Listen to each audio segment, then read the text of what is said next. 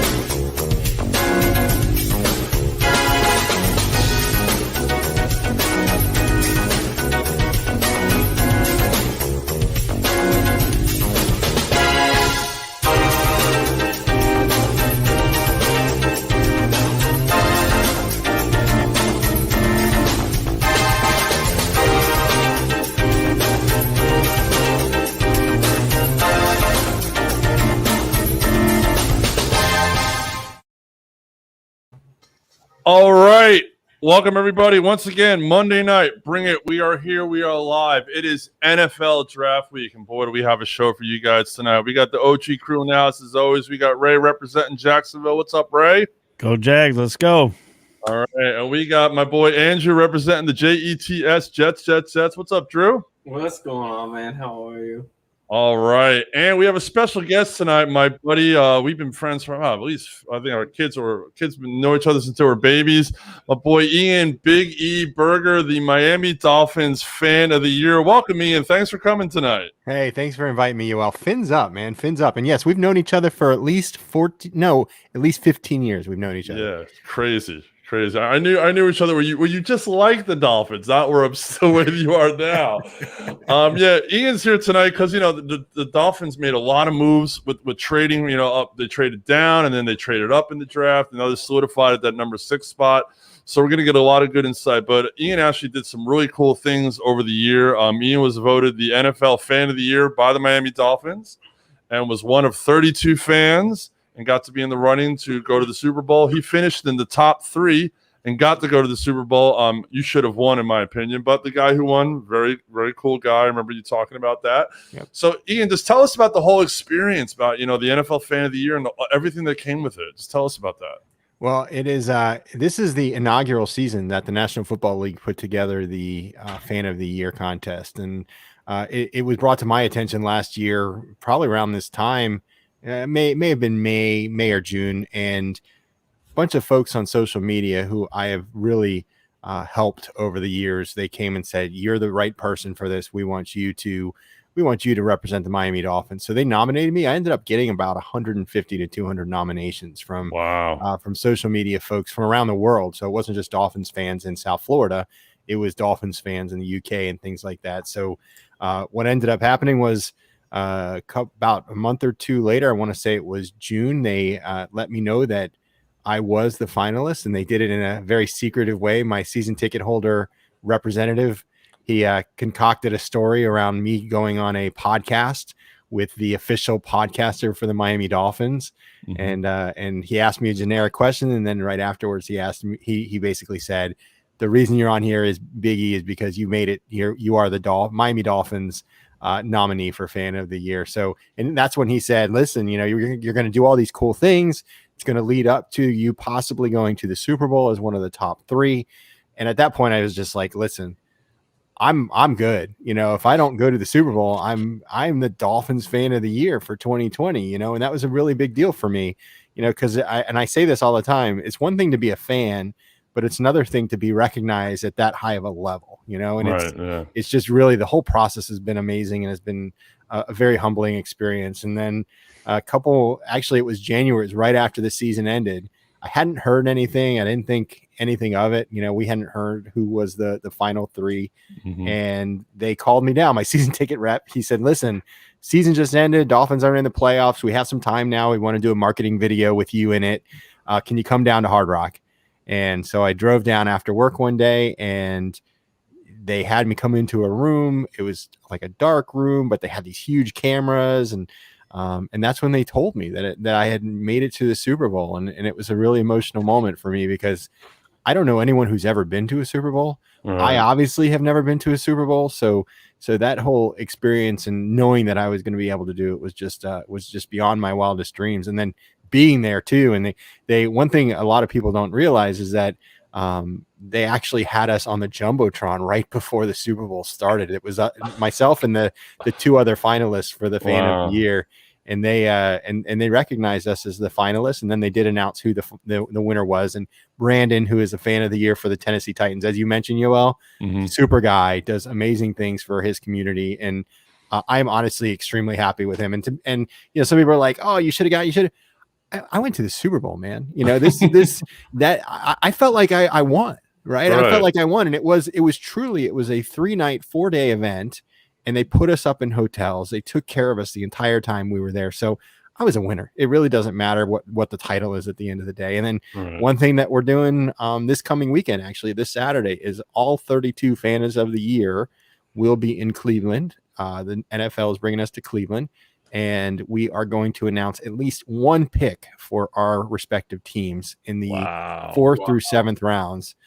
So again, it's adding up to all these checks of things that I never in my wildest dreams would have thought I'd be doing. And it just continues to have fun. And I'm bringing my youngest daughter again. Jessica's coming with me, my 13-year-old. She came to the Super Bowl with me as well. And we've just had a real blast. It's been amazing.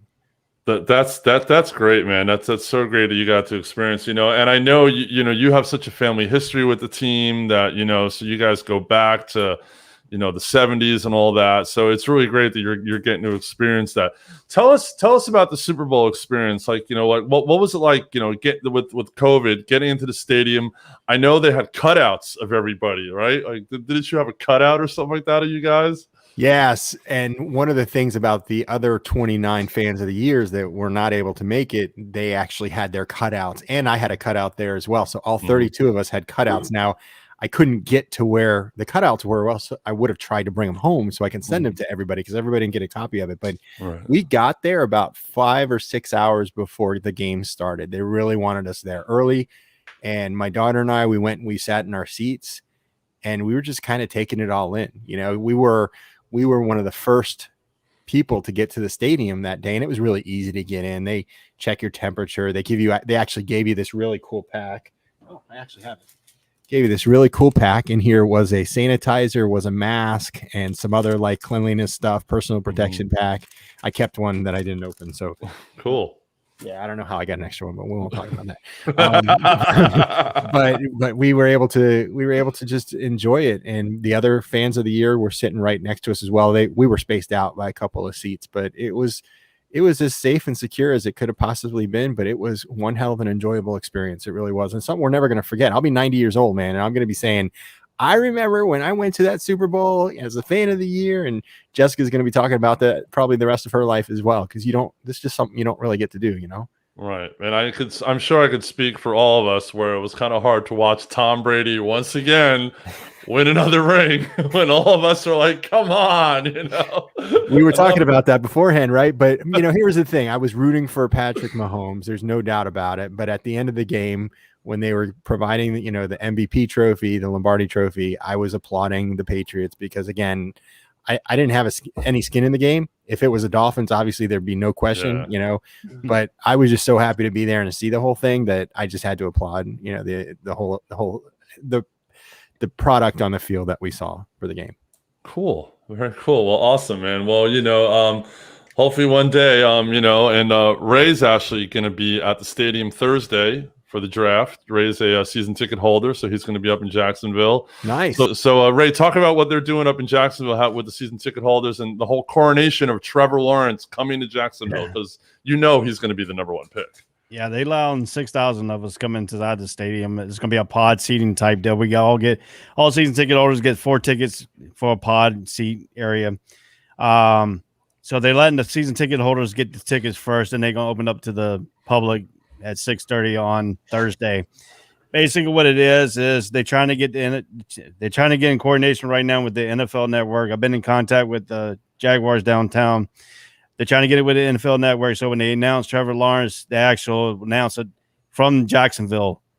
They're trying to get that worked out with the NFL commissioner. If he does, if he don't, then Shad Khan's backup plan is supposed to have a helicopter waiting at Lawrence's house, pick him up, bring him to the stadium, and have him show up live. Wow. At the stadium. That's their backup plan. If they can get these two worked out.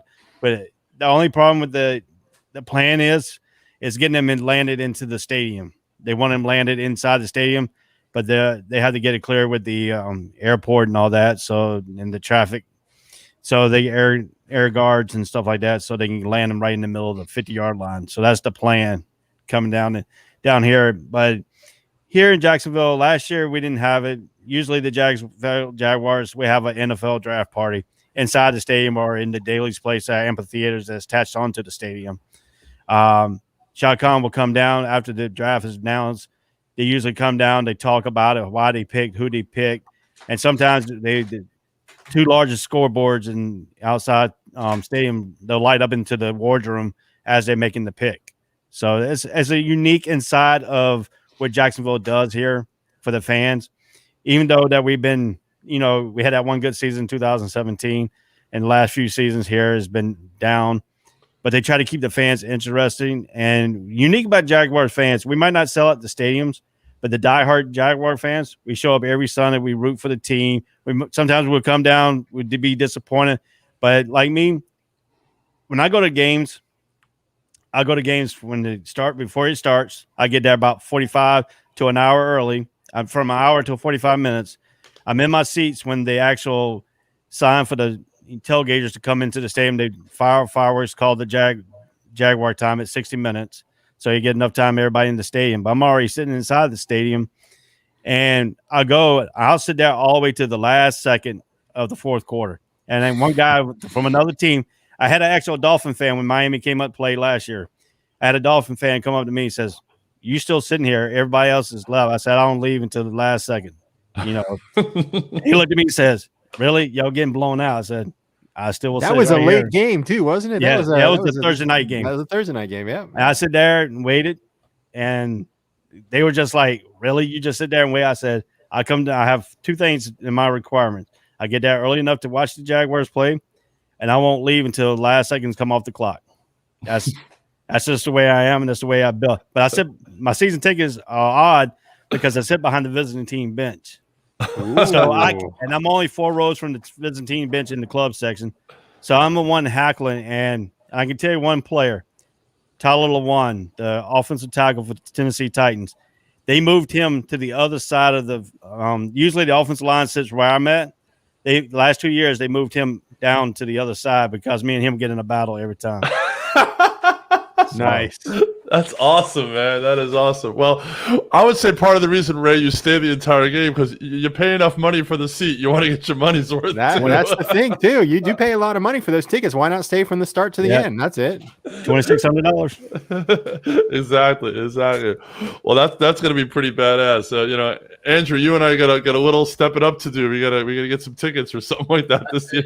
Yeah, that's a coming to town. Do we get the hookup this year? The Giants are coming to town too this year. As the number one fan, do you have that hookup?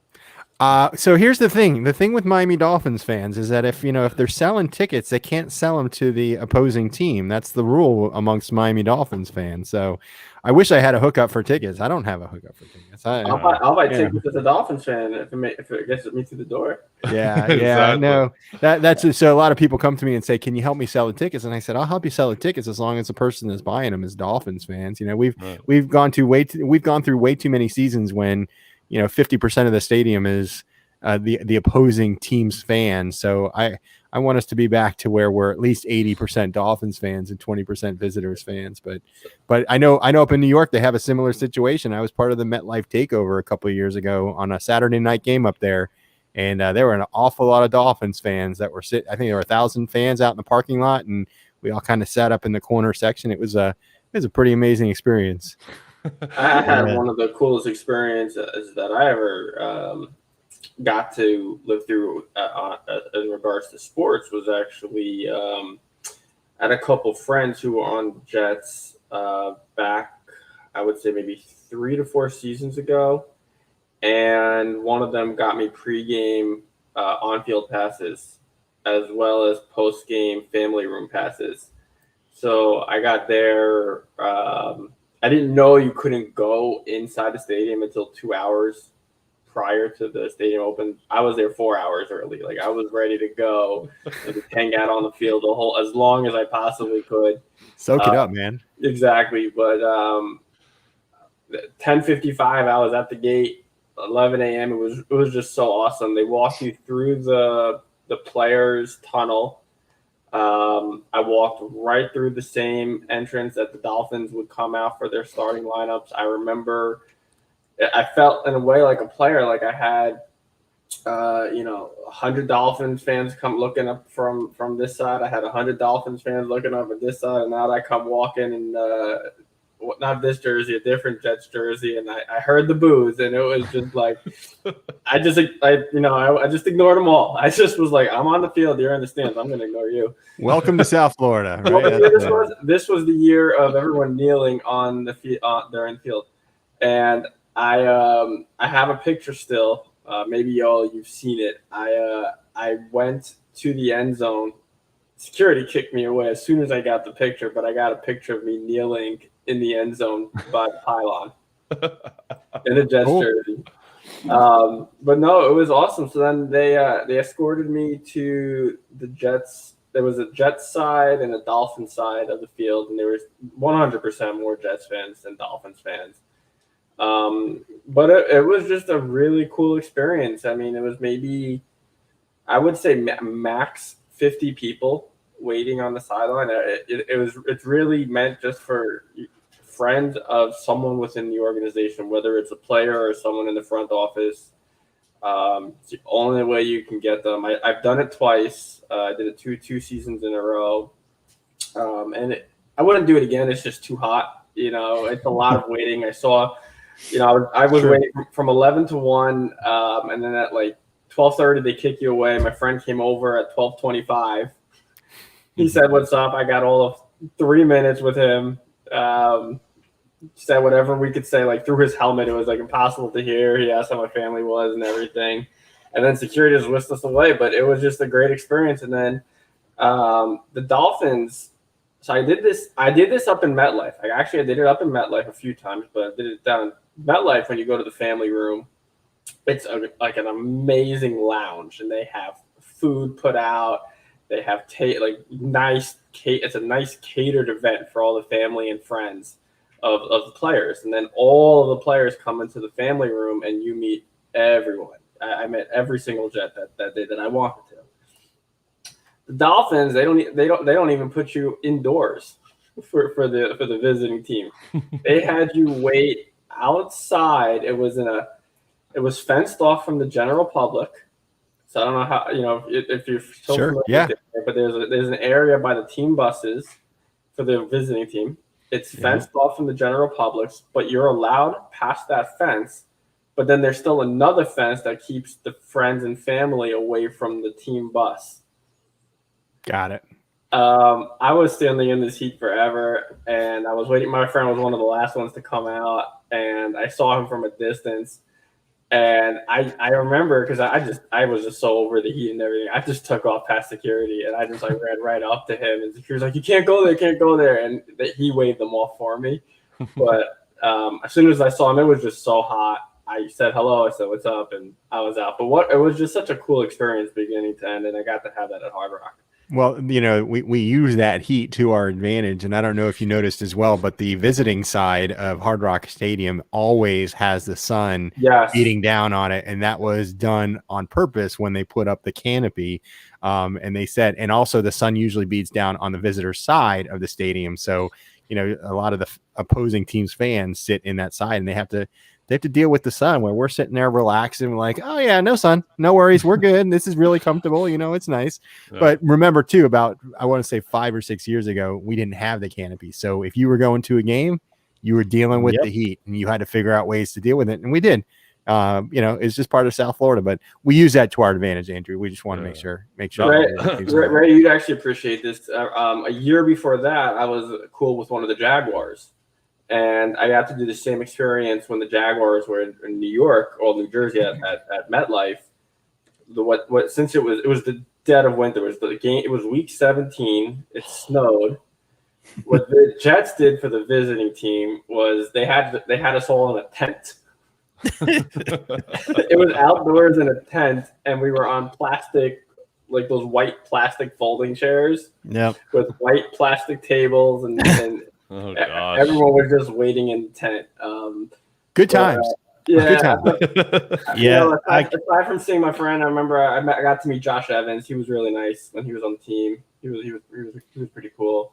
Yeah, when I retired in 2012, I'm sorry. I retired in 2012, and I actually got to meet the owner of the Jaguars to watch the game. We watched the first win in Jacksonville history under Shad Khan was against the Tennessee Titans. He bought a champagne. He bought a champagne the first day he bought the team. 2 years later, he finally won his first game, and I got to break the bottle of champagne with him. That's For cool. the victory. That's cool. And the honor. And then the next big thing, I went to Hard Rock when Blake Bortles beat the Miami Dolphins in Hard Rock. So I've been there with the canopy on. I've been there with the canopy off. So yes, he is true. The visiting team fan sits there. But in Jacksonville, we also do the same thing. We put the visiting teams. I sit in the sun. It's sun on the visiting team side. All right. And I can remember the game. Aaron Rodgers came with the Green Bay Packers. They had people holding up canopies on top of them, hooking up an AC to their shoulder pads to keep them cool. And I'm looking. I'm like, come on, man, y'all grown up, man. I started heckling Aaron Rodgers, and he turned around and shot me the bird. Man, why are you heckling me? I said, I'm a Jaguar fan. I'm sitting in the sun. Why are you sitting there with your little hookup AC and stuff? Be a man. So, and then I went to Dallas, and the day before the game, we got hooked up where we can go to take a stadium tour. So I actually got a picture with a Jaguar shirt at the star in the middle of the field. That's awesome. That is awesome. That's a stadium that if I've been there too. That's a stadium you guys got to definitely get to. It's Jerry World is something. Jerry else. World, yes. Yeah, it's crazy. It's crazy. Well, I'm glad you guys will have all amazing experiences, and thank you for sharing that stuff. Let's move on to. Can I ask one question to you? I got to ask. Oh, you sure. one. Go ahead. Go, man. One question. I'm a big memorabilia guy, like high end memorabilia. What is your most prized and as well as most rare Dolphins piece that you have? Wonder if I have it here. So I actually, this Dan Marino jersey I just got not too long ago. It was about a year ago. Actually, it was a year and a half ago. One of my basketball buddies, he was going through his garage, and it was just sitting in his garage, and he knew how much of a fan I was, and he's like, "Do you want it? I'm just going to end up giving it away." I was like, "Are you kidding?" So it's an autographed Dan Marino jersey. I also have an Xavier Howard. It's this right here. It's an Xavier Howard autograph football. But the thing that I like the most, and I can't find it right now, is through my social media channels. I guess I got, or I had some sort of influence to folks in Hawaii, and somebody made a Hawaiian surfboard. It's probably about this big. It's probably about 12 inches long. And it's laminated. It's a true surfboard, and it says number 1. And it's got Tua. It's got the Dolphins colors on it, the Dolphins. So that's something I really like, because I think somebody put a lot of work into putting it together. And I'm not really that big of a memorabilia guy. And I always say, some people say, "Well, Ian, you're the number 1 fan." And I say, you know what? I'm the guy that got the Dolphins fan of the year this year, but I'm not the number 1 fan at certain levels, right? There are some people that spend hundreds of thousands of dollars on Dolphins memorabilia. There's people that cover themselves in Miami Dolphins tattoos. There are fans out there that have their entire cars completely wrapped in Miami Dolphins stuff, So I just happen to get it this year, and next year it might be somebody else. Or I know it will be somebody else, because I'm not doing it again next year. And the next year after that, it'll be somebody else. But that's kind of it. I'm not big with memorabilia just because I don't have the space to store it all. That's always been my biggest issue. Fair enough. Do you have a perk for this upcoming season? Did you win season tickets, or did you get to do a coin toss other than the draft? Do you get anything as the number 1 fan going into the season? Not that I'm aware of as of yet. I am going to have. I'm having some folks that are following me around with a camera this Thursday. So Thursday night, they're also having a draft party at Hard Rock Stadium. So I'm going to go there. They're going to have some folks following me around with a camera and kind of interviewing me and do some stuff. And then Friday is when I fly up to Cleveland, and they're sending the film crew up to Cleveland as well. So they're going to be kind of tracking my progress. So I think they're probably going to do some sort of recognition during the game. And if they are going to give me free tickets, I doubt it. I haven't heard anything about that. I'm still making my installment payments every month to pay off this season's tickets. That's what that's what we do, right? Yeah. But it was never an expectation of mine. Now the winner, the gentleman from Tennessee, he actually won, I think it was 4 club seats for the Tennessee Titans for this upcoming season. That was like the grand prize. Yeah, so he really. Now here's the thing: had they given me 4 club seats, I love where I sit. I sit up in the 50-yard line, as high up as you can go. I've got the wall to my back. Yoel, you and I are about the same height, so standing up is really important for the tall guys. And I've got a great view of the field, so I'm not, I'll never complain about that. And I'm just appreciative of everything they've done so far. I really, honestly, don't want anything else. If it comes, great. But I'm not asking for anything else. I don't want anything else. Yeah, you're still sitting on the 50 all the way up, huh? Yes, sir. Yes, nice. Sir. Love those seats. Right. I gotta ask you. You said 2,600. I'm from New York. Was it 2,600 a game or 2,600 for the season? Right, that was for you. What? Say that again. I'm from New York, so when you say 2,600, is it 2,600 for the game or for the season? For the season. Okay, it's really not bad for club seats, man. Because, in New York, at Madison Square Garden, we talked about the Garden last week. Madison Square Garden, the court side's $3,000 a game. Yeah. Well, I sat 4 rows behind the visiting team bench, and the visiting team always come. And when they come, if the same players on the same team, they always come and look for me, and they always go to the opposite end. I actually had a guy from Seattle. When they had the guy went into the stands on the other side, in the Jaguar side, at the end of the game, with the guys throwing the beers on them. I had that same guy come up to me and says, "Y'all going to lose." Before the game starts, even say you're going to lose. I said, "I have a feeling we're actually going to win this game." And when we won, he did not come back and search me out, because I told him to come back and search me out so I can tell you so. He did not come back and search me out at all. He would have come back had you guys lost, though. You know that. He would have come back. That's how it works. I would make a bet with one of the players. I mean, I would say, like, if you guys lose, I want your jersey right off your back. You know how they swap jerseys every game? Yeah. I'd make a bet and say, if you lose, I get your jersey. And I'm going to tell you what. One team did come in there. This girl had a sign up saying, for the visiting team, saying that it's my birthday. I want, something. Well, I don't like the Patriots. Patriots in town. The punter, the fan had the punter's jersey number on it. That was his favorite. I guess it was his favorite player. He came over and gave him a ball at the end of the game, signed the ball, gave it to him. And, NFL balls are very expensive when they put it in the stands like that. Oh, yeah. Because it was a game ball. That dude, and then here comes the NFL guy. Don't know where he was sitting at. Here comes the guy, comes over and gives him the violation, tells him he needs a check, and then the guy said, "Yeah, you just cost me $25,000, but I'm happy to give it to you." Why did you get fined for giving the ball? Yeah, you get fined for giving the game ball. NFL fines. Yeah, Cam Newton was paying every game because he was giving out the game ball to the kids. I didn't know they were getting fined for balls. Yeah, because the game ball is made by real leather, and they use a high quality leather for the game's ball. So the NFL will charge you about $25,000 if just to give a ball away. I got 2 right here. So I actually happen to have 2 right here. Yep. This one is a Dolphins one. And this one actually was from a Jaguars game. Jaguars Colts during Andrew Luck's rookie year. Yeah. Oh, cool. Nice. So I got these 2 right here. All right. So just so you know, and I don't know if you guys know these people or not, but the Jacksonville Jaguars fan of the year is a young lady by the name of Danica Mitchell. She got a chance to beat the drum at the start of the game, which I guess the chant is Duval, right at the beginning there, right? Duval, right. So she was there. She had that opportunity, and then the New York Jets fan of the year is Lynn Pondview. She is a nurse in the New York area. So we have because we've created a Facebook group together, so we've been able to keep track of everybody. And she was She was in the heart of the whole pandemic, helping out in the hospitals and doing all that stuff.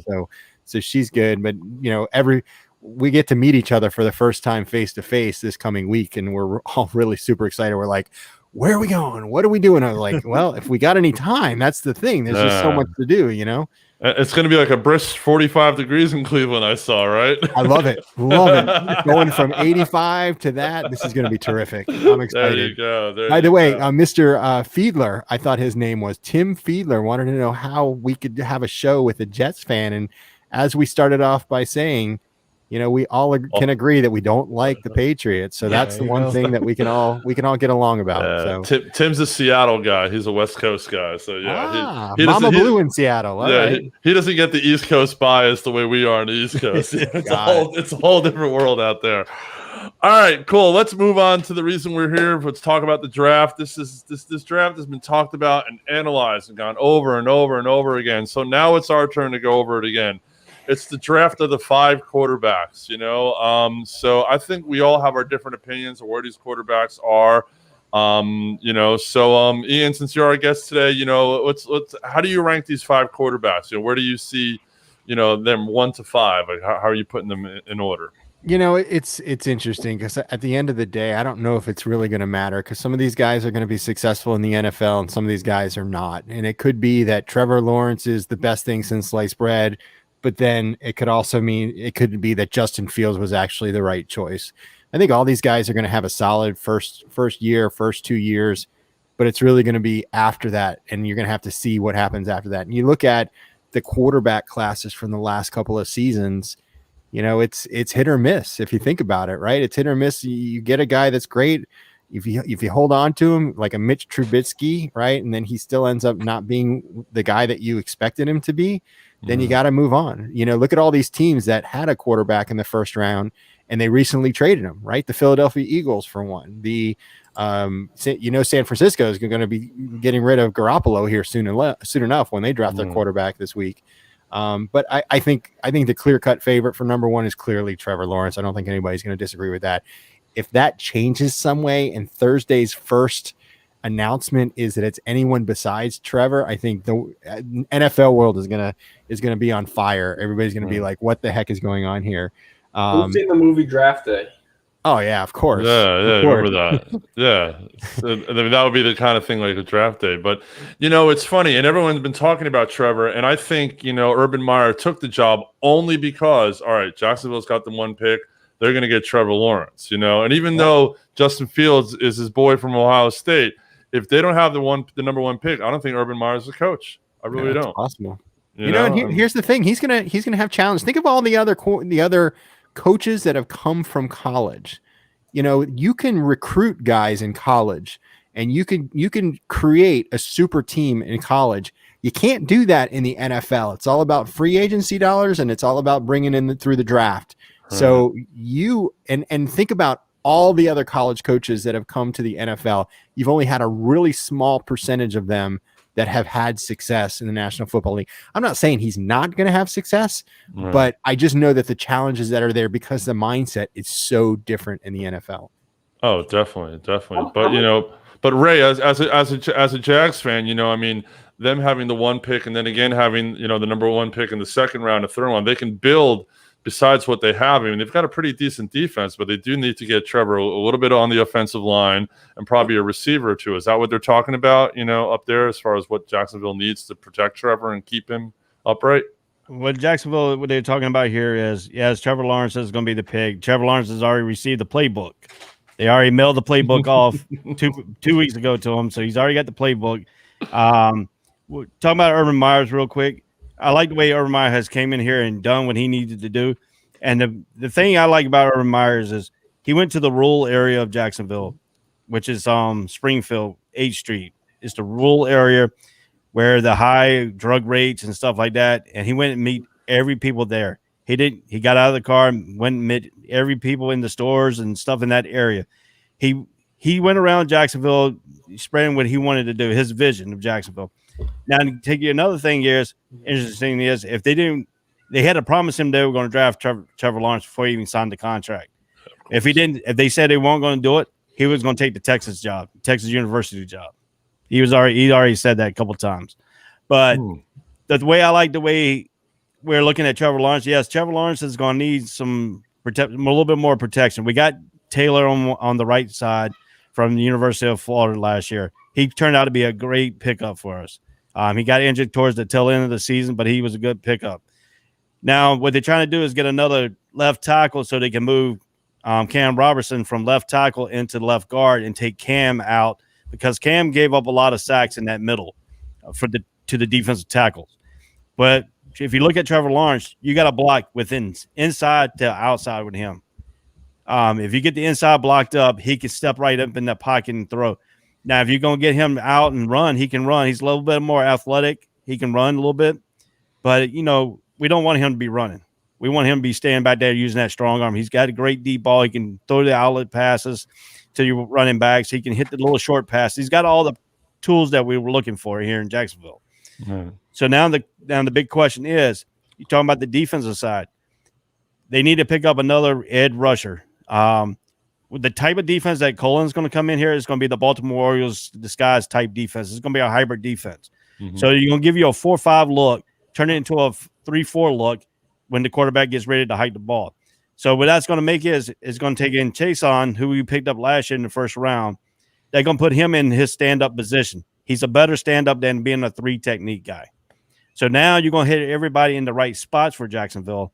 So you're going to see a different team, a different mindset, because Urban Myers has come in, and he's not going to be the type of coach where he's going to be our micromanaging coach. He's going to tell his coordinators what to do. The coordinator is going to run the team, but he's going to be the overall overseer, which we need an overall overseer. The last 3 years, we had nobody who could take up who's the overseer. Doug Marrone, I like him as a person, but he was not an overviewer of the whole organization of that whole unit.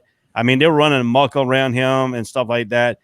Urban Meyer has come in, has set a precedent of himself. He's earned the team respect. So he's got the locker room right now. Now, the NFL locker room can turn real quick. Yes. So to win in, and I like his approach in practice. He said, if you come in here, you're going to give 100%. You're not going to come here and give you 50%. Being some players come in, I watched some of the practice. I got lucky enough to watch some of the practice here. Their players were never 100% coming in, being motivated to practice. They were coming in lollygagging. They wanted to hear music, blah, blah, blah. Urban Myers come in. You want to hear the music, you're going to have to earn the music. If you lag off, the music goes away. So I like his approach. I like the way the Jacksonville Jaguars are going to come, but they will need to pick up another offensive tackle in this draft to solidify that line. Because that line right now, I mean, Leonard is good at center. McCants is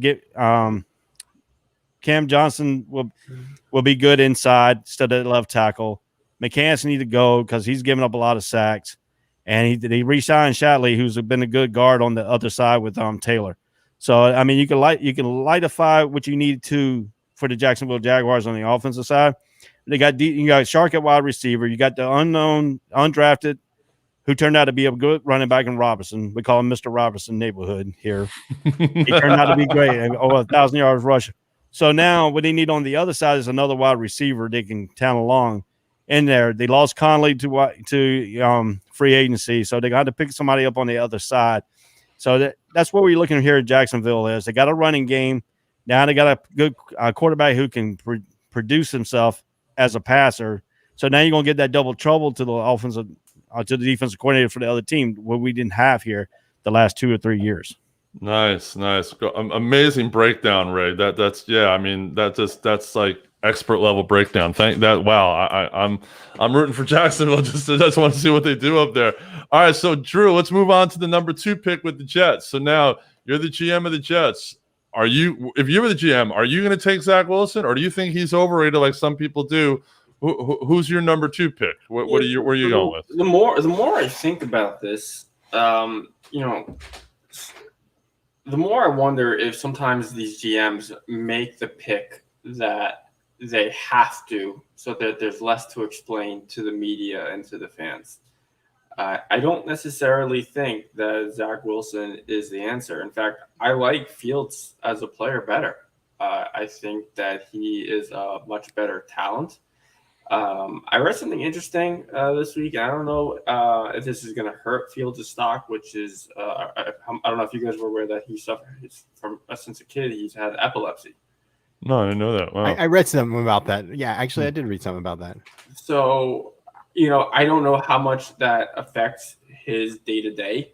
I just heard a little bit about it. But just from that quarterback position, Fields is, I think, more of a righty quarterback. His frame is about an extra 20 pounds on him. I think Wilson might be a little overrated. I'm worried about another Sanchez, Geno Smith, Sam Darnold situation. Year after year, they draft who the media says and the fans say that they want, and they hand them the ball, and it's just a repeat story over and over again.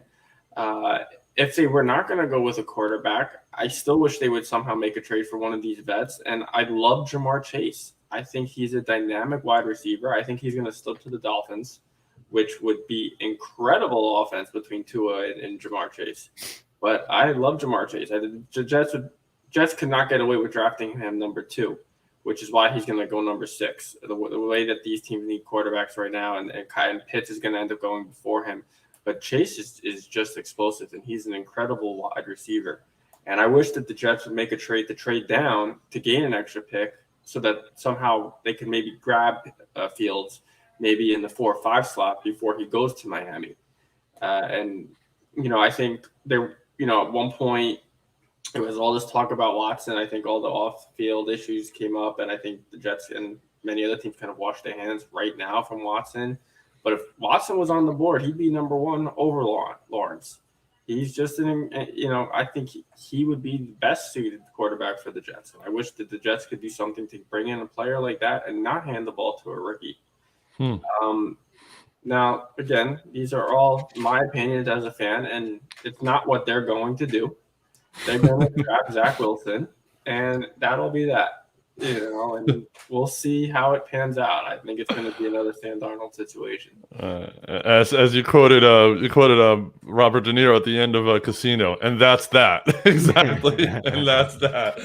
Well, all right. So basically, it looks like it's going to be those two at number 2. Frisco traded up for number 3. They're probably going to draft a quarterback. They've been looking big in Mac Jones, although, if Justin Fields is there, who knows what Shanahan's going to pick. It's hard to pick.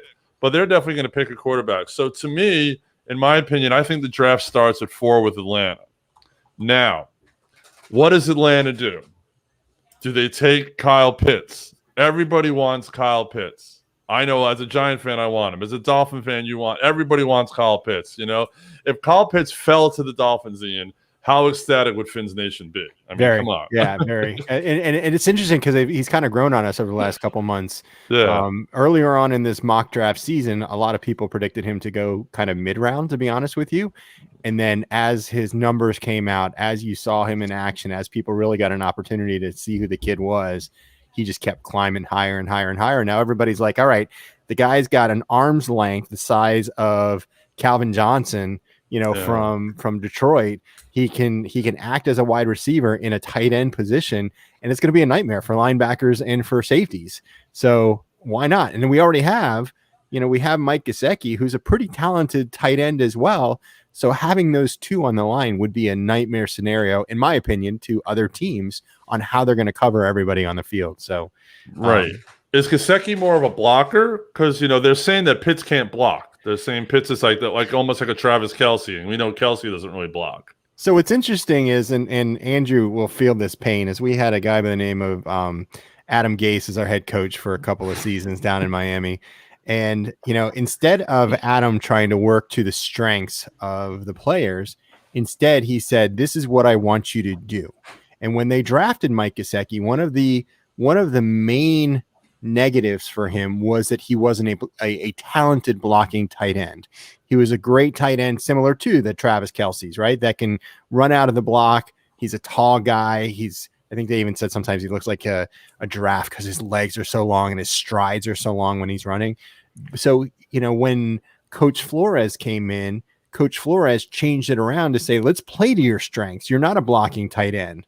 So we're going to have you roll out and run out and catch some passes. And he's been a lot more successful the last 2 years with Coach Flores than he ever was with Coach Gase. So to answer your question really short, no, Gesicki is not a blocking tight end, but if you have 2 tight ends that are jumping out pretty quickly, again, it might be a little difficult for defenders to figure out who they're going to cover at what point. Right. Well, All I'm right. going to throw a scenario at you guys. Okay. Mac Jones ends up going 3 to San Francisco. Okay, let's just Sure. And that's how things are kind of looking as of this very moment. How far down does Justin Fields slip? Assuming the Jets go Wilson, because if you look at the draft, you have number 4 is Atlanta. They're not going to draft a quarterback. Then Cincinnati, they're not drafting a quarterback. Right. Miami, Detroit, Carolina. The Number only 20. team you're putting him down all the way down 20. Chicago Bears. Well, what are the Patriots? What about Denver? Are you think Denver. You think Drew Lock is the starting quarterback? No matter There's been what? talk. There's been talk of Denver moving up. Yes. I know New England wants to move up too, but they don't have enough. They don't have anything to trade to get up there. There's also a talk that Chicago Bears might trade with Atlanta. And then does New England go after him?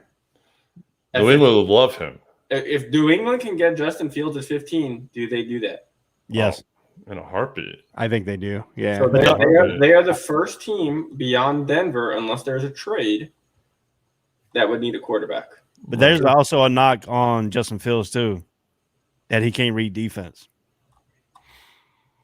That's another knock. That's why he's dropping.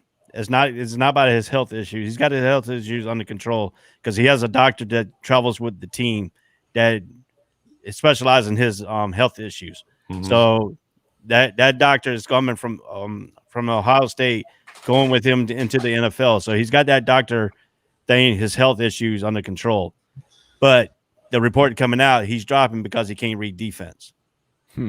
Wow. And the thing with Ohio State, if you watch him play football, they don't key in on the Mike linebacker. He keys in on the safety. Wherever that safety goes, that's how he reads the defense. NFL, you have to go off your Mike linebacker because your Mike linebacker can either blitz, he can change the defense, go out and cover. So why you always think the quarterback hollers out where the Mike lines up? Because it gives your center, whoever's calling on the offensive line, where they need to go and block. So when you go and your Mike linebacker lines up, the NFL defense, you got to run. You had to read from corner to safety back into your linebackers. If you can't read their defense, you're going to throw picks, and that's the problem we have with Justin Fields. He's got to learn how to read the defense, and that's his next progression. That's the only thing that's a knock on him. His arm, he's got good arm. He can throw the ball. He can run. He's a great athlete, but he cannot read defense. In the NFL, if you cannot read defense, look what happened to us. Blake Bortles, same type of player. He could throw the ball. He could do that, but he couldn't read defense, and that's what hurt us. Look what happened to Menzel. Yeah, that's true. Yeah, exactly. Well, so it's interesting. If you look at CBS's mock draft, they have Fields at number 3. So if he does not end up going to San Francisco and it ends up being Mac Jones, which as of this moment it does look to be that way, it's going to be incredible to see Fields drop all the way to 15 or 20. Yep. And it'll be one of those two unless there's a trade. He might be the big drop, but it's interesting talking about San Francisco. If you look at the last couple of years with them, they've had a couple of things happen with them that no one knew about. No one, when John Lynch got the job, no one knew about it. When the trade went down, there was no talk of this trade. It just popped up. So people are saying that this whole Mac Jones thing is a smokescreen. So it could be a smokescreen, and the pick could be Fields. You never know. Which in turn, if Mac Jones drops, I think Mac Jones will drop farther because I don't think a lot of teams are that high on him. Or it could be what if they Kyle go Pitts. Pitts? What if they go, best available and they go Pitts? Yep. Kyle Pitts could go there. Wow. There's that whole saying of draft the best available. Because there's the report that they want to keep Garoppolo. Right. And to keep Garoppolo, you got to get somebody at outlet. Guess who's that outlet wide receiver? Kyle Pitts. I don't understand, though, how you could trade 2 first-round picks to come up to pick a tight end. I just don't see that happening. But Kyle Pitts is a different tight end. Well, if you could draft Gronkowski all over again, would you? Sure. Yeah, absolutely. I see your point. It's again, he's unproven in the NFL at this moment. He's had a terrific college career. Do you want to put your future on that Garoppolo is going to be your guy that's throwing it to this guy, right? And being successful, because it is going to take a successful quarterback to be able to throw the tight end the ball in order for him to be successful. So I highly, what's interesting is that I've been reading reports everywhere for the last 4 to 6 weeks. Everybody's having fun with this, right? Supposedly someone knows something. This person knows something. Nobody. There are zero rumors this offseason, especially on the Dolphins side, that actually came true. So we are not going to know anything until Thursday night when the things start happening after Trevor Lawrence gets picked, probably after Zach Wilson gets picked. And that's when the draft is going to start. It's going to be really interesting to see. And I'm saying it's 99.9% that San Francisco is going to take a quarterback. It would just be unheard of that you would move that many spots and not take a quarterback. I don't think I've ever seen that. Maybe for a running back that's happened before, but not for a tight end. I've not seen that before. Right. It's just the way the game has evolved. Outside of the quarterback position, in some ways, the tight end position has become one of the most dynamic on the field, and even more so than the running backs, because the running backs is such high turnover now, whether it's injuries or free agency.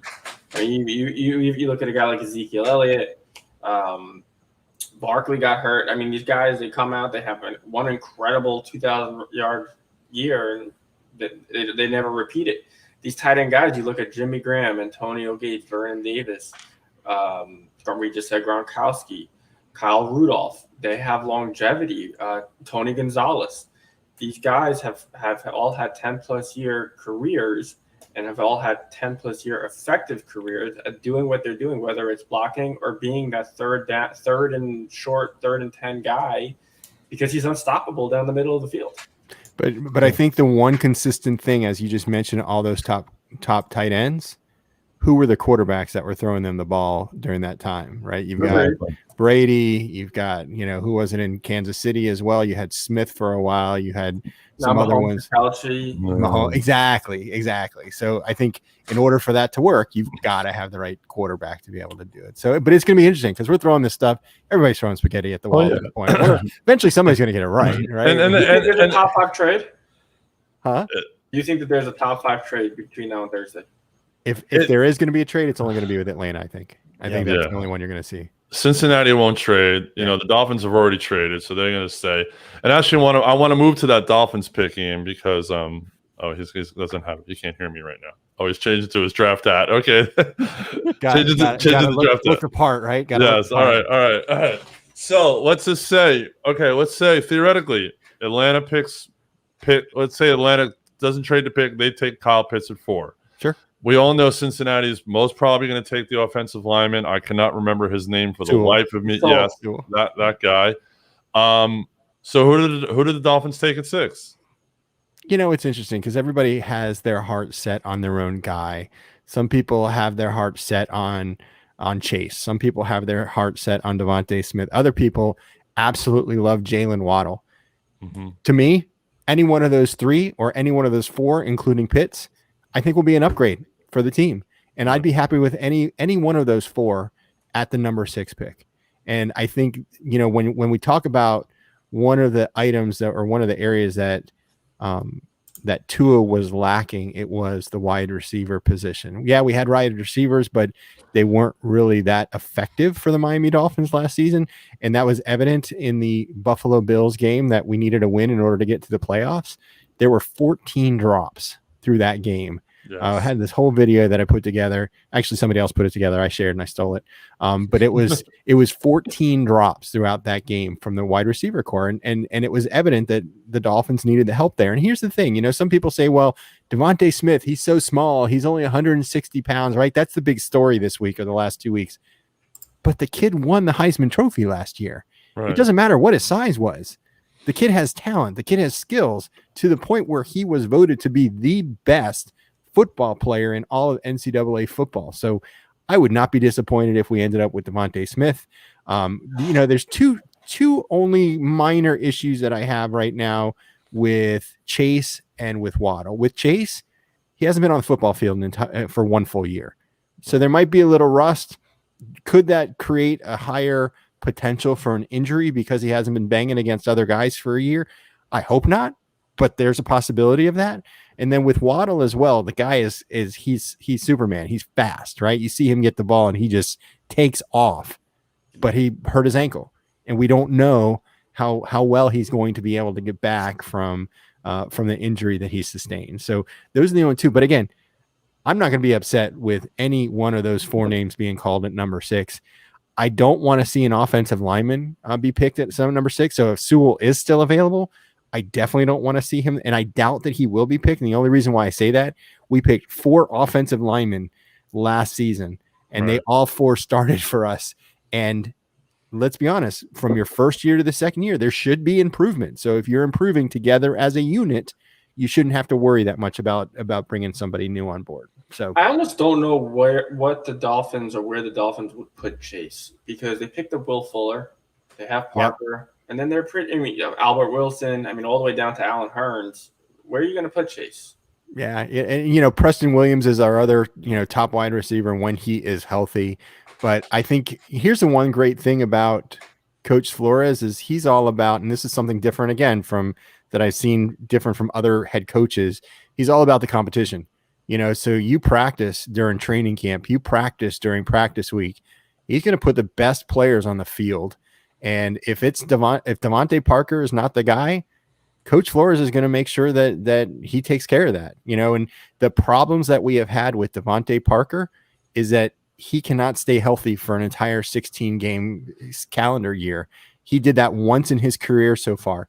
Preston Williams, he looked like he was going to be a superstar. He's been with the Dolphins for 2 seasons, and his seasons have ended early both of those years. So I think the coach is saying, hey, we got to find somebody that's going to be consistent for us and that's going to be healthy, that can really give Tua an opportunity to succeed. Well, Will Fuller is a big pickup. Oh, yeah, he's a big pickup too, and the guy is going to be super fast, and we're really excited about that. So I think, and here's the other thing. I expect Tua to be a lot better this coming season than he was last year.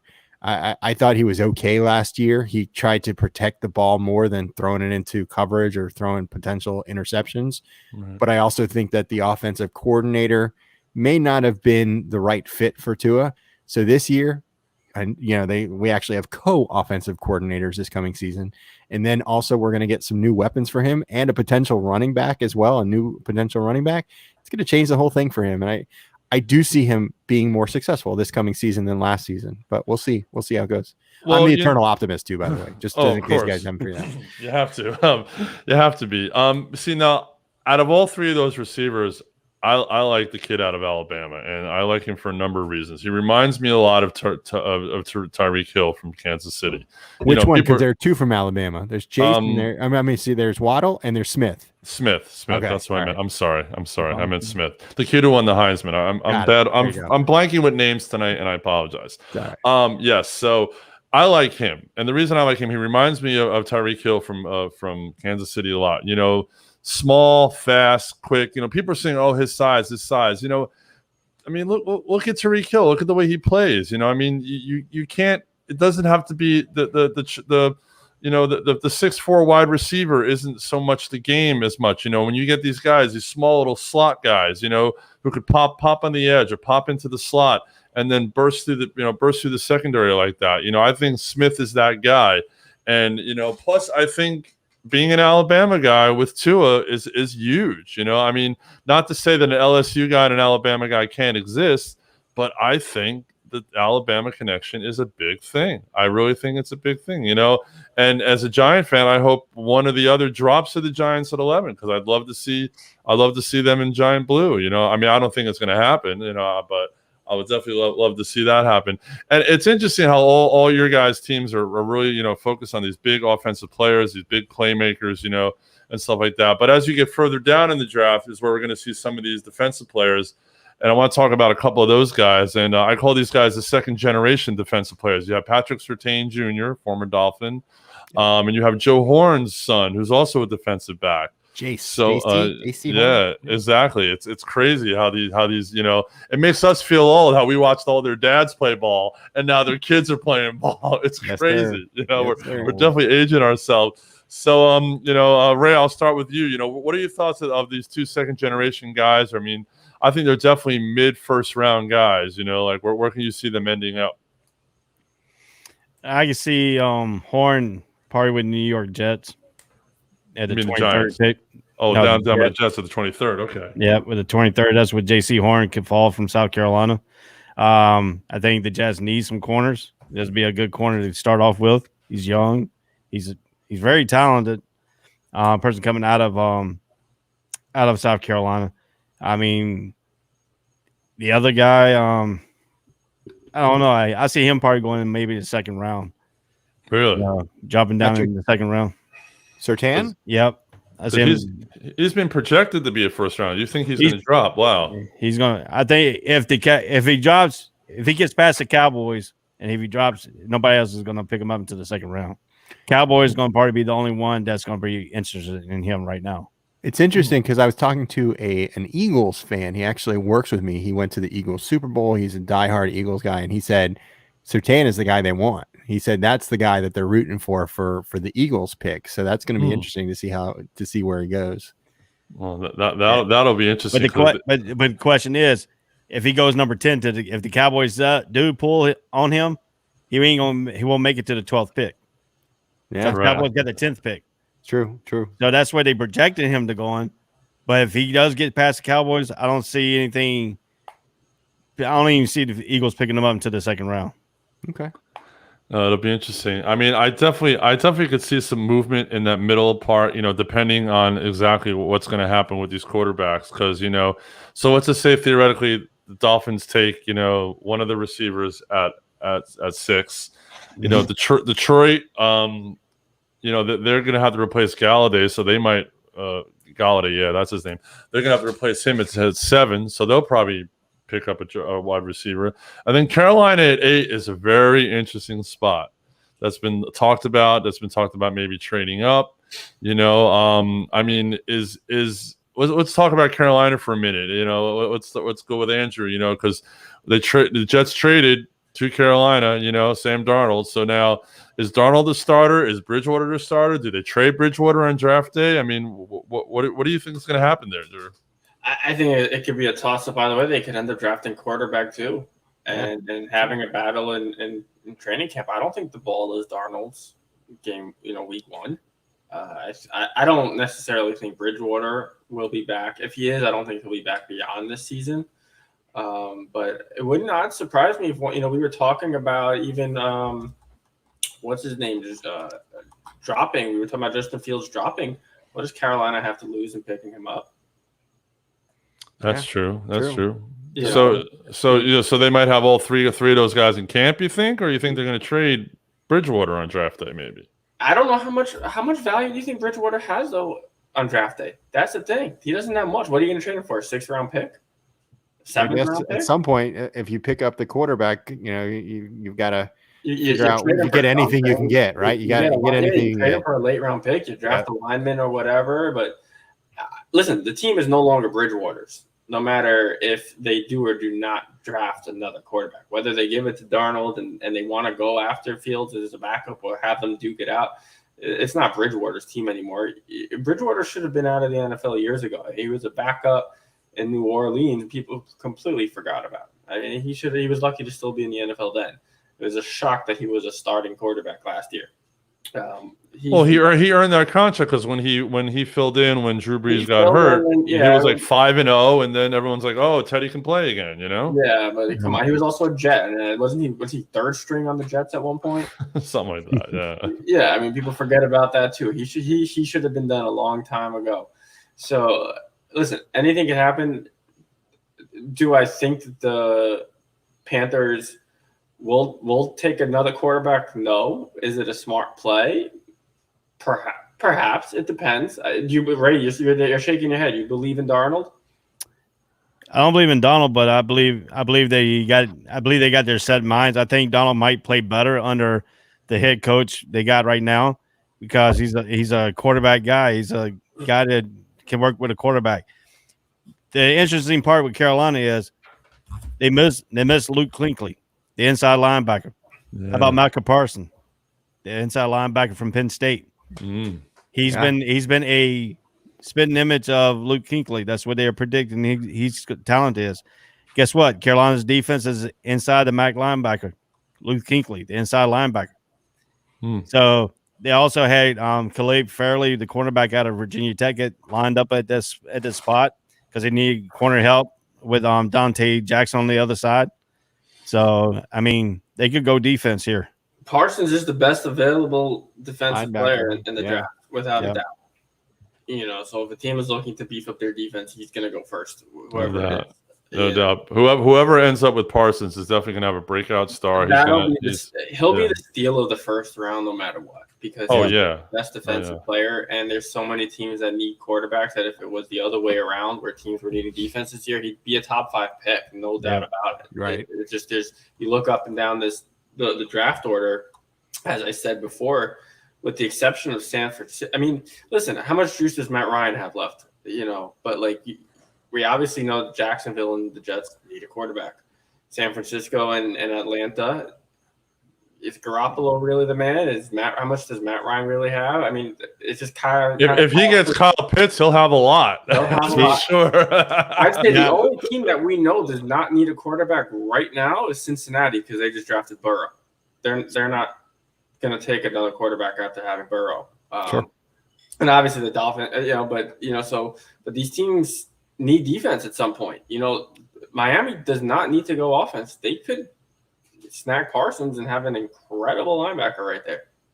Now, I was looking at the Sporting News mock draft. I came across this, and this pick right here, number 4 for the Falcons, that this guy did for his mock draft was Trey Lance, the quarterback out of North Dakota State. It's another one we haven't talked about yet. It's another great quarterback that can be significant in the league. I think that Lentz is going to drop, and I think Belichick's going to take a flyer on him in the first round. Something tells me that Belichick, he always thinks he's the smartest guy in the room, and he's going to take a flyer. He's going to drop the 15 and watch Belichick draft him at 15. I don't know. It's just a hunch. It's just a hunch, because Belichick doesn't have enough. He has this pick, and then he has the 43rd pick, so he doesn't really have enough collateral to move up farther in the first round. Sure. So I think he'll grab him at 15. But if not, who knows? Lentz might be around till like the second round, because that'll be interesting to see what happens. What I would love to see if the Dolphins do end up getting Chase. So now they have Tua, Will Fuller, they have Chase. I don't know if they'd have to trade up for him, but if they could end up stealing Najee Harris and turning around their running game. So I have a whole theory on that. Okay. Go ahead, because I think that offense will be super exciting. The Najee Harris theory. Let's hear it. So this is really going to madden a lot of the Dolphins fans. I think if we're even at 18 and Najee is still there, I don't think the Dolphins take him. I think the Dolphins are going to look to the defensive side of the ball to fill one of those spots. And the good thing, and I don't know when the last time was that I said this, but there's not a lot of significant glaring holes on the Miami Dolphins team right now, compared to where we were 2 years ago, where we just wiped away everything and started off clean. And then we had a strong draft last year with a lot of players. And this year, we're kind of fine tuning some of those areas that really need that additional push. And edge rusher is one. If some way, somehow Micah Parsons drops to number 18, I could see the Dolphins jumping on him at number 18. But even if Najee is still there, I don't see the Dolphins taking him. And here's why. And I've thought through this. Think of where Coach Flores came from. He came from the New England Patriots, right? How often did you see them take a running back in the first round with the New England Patriots? Never. And how many of their running backs ran for 1,500 yards or over 1,000 yards in a season? You had Tom Brady. Hold on. You had Tom Brady. True. Yeah. You had Gronkowski. You had Edelman. The Randy Moss. Troy Brown. We talked about these guys. A couple of weeks ago. It was true. Different offense. But I think Coach Flores has a similar type mentality in that. They did take Sony Michel, I think, with a 31 or 32 pick one season in the first round. But I just don't think Coach Flores values running backs at that level. I could be completely wrong. Again, I'm as much of a GM as anybody else is. But, who are your running backs right now? It's pretty bad. We have Solomon Ahmed. Actually, they didn't do too horribly last year. Malcolm Brown. Malcolm Brown is one. And Miles Gaskin. Miles Gaskin, Solomon Ahmed. Those are the top three. Right. And Jordan Scarlett. Right. So exactly. you have a chance to draft not Harris, come right out the gate. I just don't know if I agree with what you're saying, Andrew, but I don't think that's going to be the case. I would not be surprised if in the second round we end up taking Javonte Harris, right, out of North Carolina. No, Javonte Smith, right, out of North Carolina. Or if Travis Etienne also is available, there's another top running back that the Dolphins could take. Here's my dream scenario. My dream scenario is that number 18 comes around. The Dolphins are able to trade down a couple picks and we're able to pick up an additional second or third round pick. And then we could fill some of those other holes. Because for me, once you get past the pass catcher, we need an edge rusher, a linebacker, a safety, a center, and a running back. Those are your 5 main picks that I want to see us fill. We don't need another stinking cornerback because we picked one up in the first round last year. We really didn't get a chance to see much of him. Our defensive line, obviously, if we get the edge rusher, that will help that. Offensive line, I've already talked through kind of why I think we don't need to take one of those positions early on. And then what you got left, so those are my 5 main spots that I'm hoping, or 5 main positions. And if we could trade down and accumulate some more, which Coach Flores and Chris Grier, our general manager, like to do, they like to gain additional picks. I would not be surprised if that opportunity is there that they jump on it. Would you trade up to draft the best available edge and pay? I don't think so. I don't think we're going to go back up. I think if anything, we'll go back down. Again, my opinion. That's what I think. Micah Parsons is still available, who Harris is projected, according to CBS Sports, above Parsons. If Parsons is still available, I would go Parsons. Like I said, that would be. I think a lot of people would agree that if he was available at 18, Dolphins would jump on that opportunity. I'd be shocked though if Parsons did. I mean, again, they have him at 19. I'd be surprised if he did slip all the way down because he's the best defensive player available right now. Oh yeah, and talking about Travis Etienne, I mean that would be a great pickup. It wouldn't surprise me, Ray, if Jacksonville with the second round pick maybe picked up Etienne and put Etienne and Lawrence back together. The Clemson, because they played together at Clemson. That would be interesting if they did that. I mean, I know they have Robinson in the backfield, but to shear up that backfield with a second running back like that'd be pretty crazy, right? Yeah. See, with that, I mean, I looked at that scenario too now. Because I'm fascinated because I like to break down my teams and I'll go around and break down what they need and what stuff. And then I put the stuff that they can get later rounds and they need to pick up another running back, which they do need another running back to complement on Robinson. Robinson can do everything. He can catch out of the backfield. He can run. Same thing with Travis Etienne. So with that, you have the same running back at the same thing. So when you put them back there, they can run a two back running offense, right? Put them into split. What you gonna do? Because they both can run. They both can run up the middle. They both can run to the outside, and they both can catch. So that's true. Travis, to me, I don't see him going that route. If he's there, I think they're still going to stick with their plan. What they got. Second round, they're looking at a tight end. So the Penn State tight end is probably going to be the one they're going to pull out of the second round somewhere. So I would like to have Travis Etienne because he's got chemistry with Lawrence. He knows Lawrence. Lawrence knows him, how his routes runs and stuff like that, and what he can throw with his stuff. With Travis Etienne and Robinson, can they coexist? That's the problem. You don't want to mess up what they got with Robinson.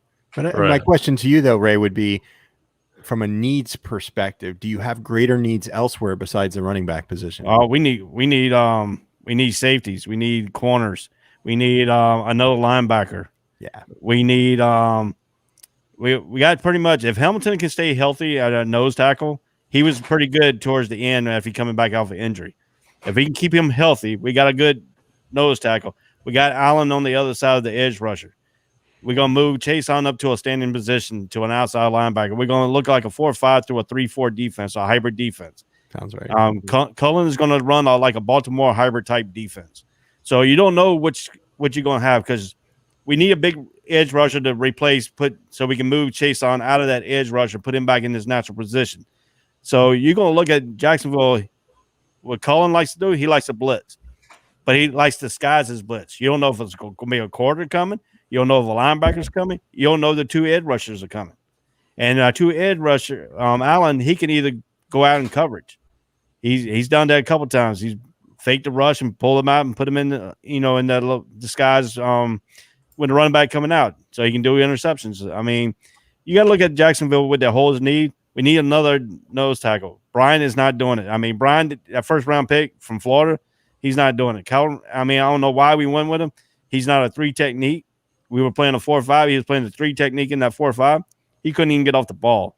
He was getting double teamed. He wouldn't even get double teamed. I seen a center kick him out by himself, and the guard went and helped us tackle out, double team to tackle. So we need some more up front than we do at running back. I think our running back position is secure right now because Robinson can do all 3. He can be a third down back. He could be a first and second back. He could be every down back.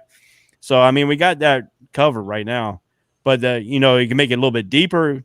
But we don't need a running back right now. We just need to get another corner, another safety, another corner. I mean, when they lost Jalen Ramsey, that put us back. Yep. I'm going to tell you why. And the reason we lost Jalen Ramsey was because we had the old coach O'Brien. We had the first coach back. They were butting heads. They were a player operation. It was his way or no way. Tom Coughlin has a rule. You need to show up to a meeting 5 minutes early with the scheduled time. It's called the Coughlin time. And Jalen Ramsey was butting heads with him because he was trying to do his contract, and he won't go give him a new contract the way he wanted it. The owner wanted to, but he kept butting heads. So that relationship funneled because of Tom Coughlin there. So they got rid of Tom Coughlin. They got rid of Jalen Ramsey. So that corner spot set us back 3 or 4 years.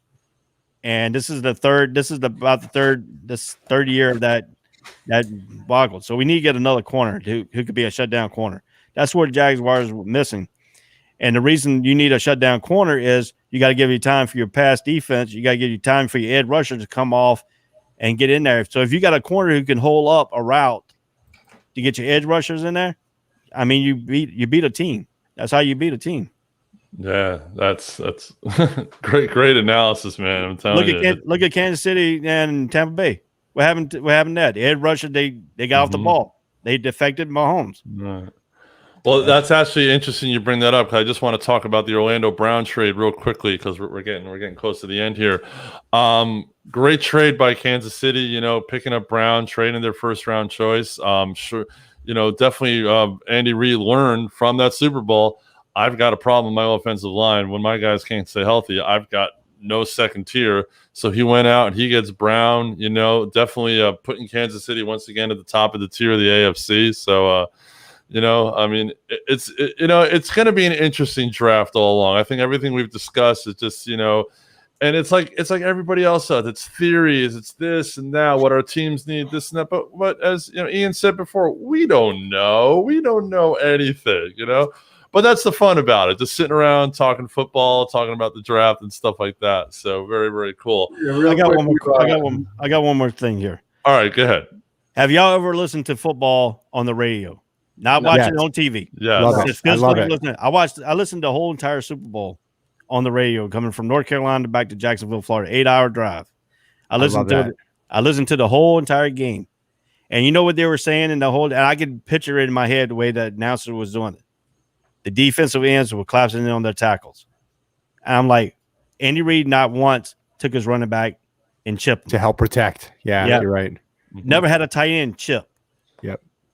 Never. They had them tackles going 1-on-1, and you're not going to beat the Tampa Bay's tackles 1-on-1. You got to have a running back to chip, and that's what they were saying. You can hear Kurt Warner say it. Why is the running back not chipping? Why he was close to him? Why he put a shoulder into him?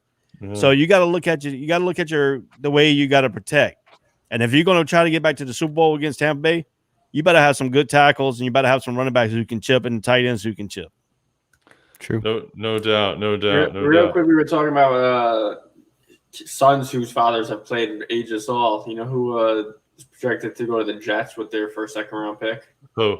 Asante Samuel Jr. Oh, yeah, wow. That's right. I saw that too. Yeah. Oh, wow. Now I feel really old. I feel real old.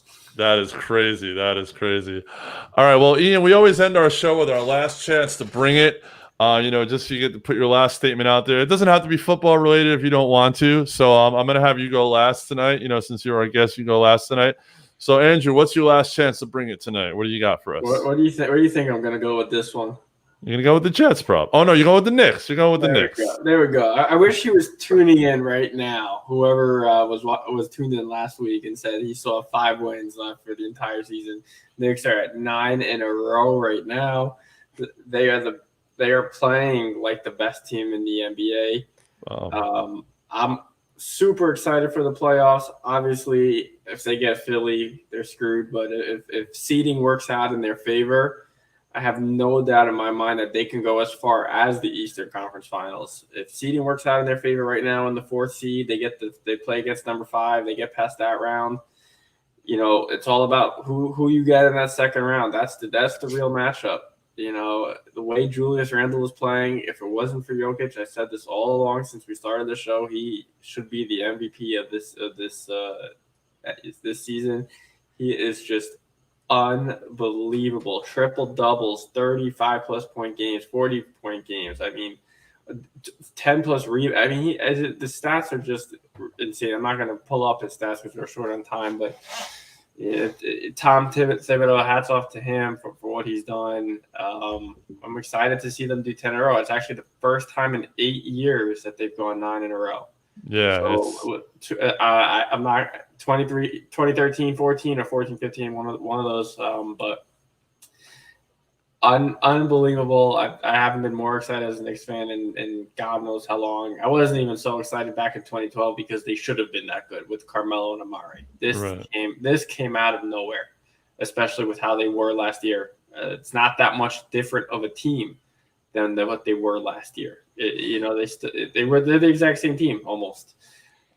So 9 in a row, going for 10, 4th seed. Just couldn't be happier. Yeah, no doubt. And Thibodeau's 100% coach of the year. If he doesn't get coach of the year, Randall will be, without a doubt, most improved. Yeah. Without a doubt.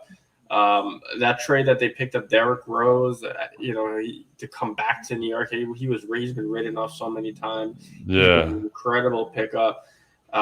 They've had some incredible. It quickly has been an incredible rookie for them. And people aren't even talking about RJ Barrett. He's their second best player, and they're doing all of this while Mitchell Robinson is injured. Right, exactly. Crazy. So, Nerlens Noel, great pickup for them. He's just there to block shots and grab rebounds. That's all he needs to do. They just have one of those teams where Randall's a superstar this year, but the rest of the team are just great role players. They know their roles, and they are just having fun doing it. We talked about the Marlins last week. Just they're having fun playing, and that's what takes teams far. Exactly. All right, Ray, what's your last chance to bring it this week? Well, I'm gonna stay with my Jacksonville Jaguars. We already talked about a quarterback, offensive line, defensive corner, and the defensive line. That's all the needs they got. But they also need one more person in the line in the wide receiver core. They got DJ Chark, Laviska Shenault. They need another player to add up. And this is the guy right here from University of Central Florida, Marlon Williams. This guy right here is going to be a superstar in the making, but he's not going to be a first-round talent. He's going to be one of these late-round picks by the Jacksonville Jaguars, and he's going to turn out to be one of these superstars that come out of that late-round pick. So Marlon Williams. All right, we're going to look out for him on Saturday, you're saying, probably the third Saturday or Sunday. All right, cool. All right, Big E, what's your last chance to bring it tonight for us? What do you got?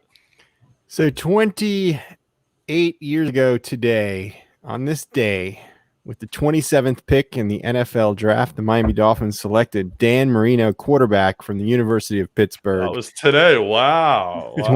How many Super Bowl victories has he brought that team? Well, we had a couple of Super Bowls, but no victories. How many victories? None that I can recall, but that's all right. Recall? How many? Oh, come on, stop. It's all good. But here's what I really wanted to say to bring it is, here we are, the end of April. We're 4 months before there's actually any football. And I don't know about you guys, but I'm so super excited about this weekend and about the draft, because these picks that all of our teams are going to be selecting, we're hoping that will change the franchise for not only this season, but multiple seasons to come. So I'm just excited. I mean, this machine called the NFL has done tremendous work about making this a year-round event and a year-round something to talk about. So I love the Marlins, I love the Panthers, I love the Heat, but I am truly a diehard Dolphins fan, and I don't miss home games. So this is an exciting time for us. It definitely is. The NFL is a machine, and it's a 24/7 365 thing. It's crazy, and it's gotten bigger and bigger, you know. All right, my last thing is I got to talk about Jacob deGrom, the best pitcher in the major leagues, probably one of the top 5 players in the leagues. What he did Friday night, I don't know if any of you guys saw it. 9 innings, 2 hits, 15 strikeouts. I mean, he was Sandy Koufax, Bob Gibson-esque. I mean, his ERA he's got more RBIs and his ERA is lower than the amount of RBIs he had. It's crazy. It's incredible. Jacob deGrom is on a roll, and the Mets have been kind of off and on right now, but I think, if deGrom stays healthy, Taijuan Walker pitched well last night, it could be hopefully get on a roll here and start doing some big things. So I'm really, really rooting for my Mets, the type of thing. So yeah, Jacob deGrom is my last chance to bring it. He's just been incredible. So cool, very, very cool. Guys, amazing job tonight. Thank you, everybody. Ian, thanks for joining us tonight, man. Really appreciate you doing the show, man. Hope you had fun. Thanks, man. I appreciate the invite. Yeah, anytime we could talk about football, I could talk for hours. So I appreciate the invitation with you guys. It was a great conversation. Cool. Well, you have an open invitation to come on the show anytime. When we get close to the beginning of the season, we'll have you back again and do like an NFL preview show with you, that type of thing. By then, all the draft choices will be worked out, and hopefully everyone will be healthy and no one will get a torn ACL on the first day of training camp like it usually happens. Yeah, that type of thing. So yeah, thanks guys. We will see you guys next week. We're going to talk about the recap of the draft, and I'm sure there'll be some NBA stuff that'll go on over the weekend. There's always something that drops, and who knows, there might be some amazing stuff that happens in the draft. So on behalf of everybody, we'll see you guys next week. Have a good week, guys. We're out. Peace.